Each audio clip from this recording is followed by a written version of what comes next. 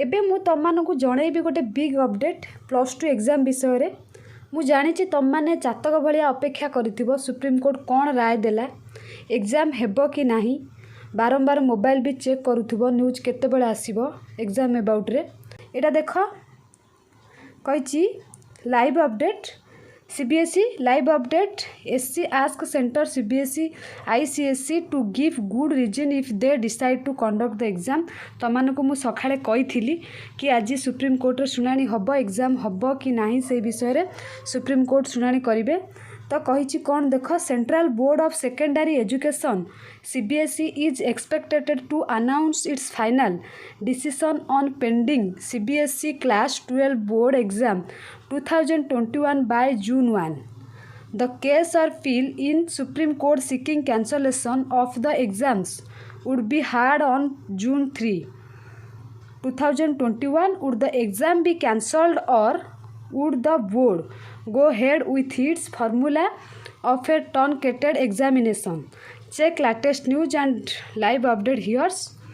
Then कही CBSE class board exams 2021 decision would be announced soon now. Education Minister Ramesh Pokhriyal is expected to share the final decision by June 1. As per the appeal filed in Supreme Court for cancellation of the exams, the bench would be hearing the case on June 3, 2021. SC asked Center CBSE ICSE to give good reason if they decide to conduct the exam. Would the board cancel the exam? Report suggests there is a possibility of both. Check live updates and latest news on CBSE 12 board exams 2021 here.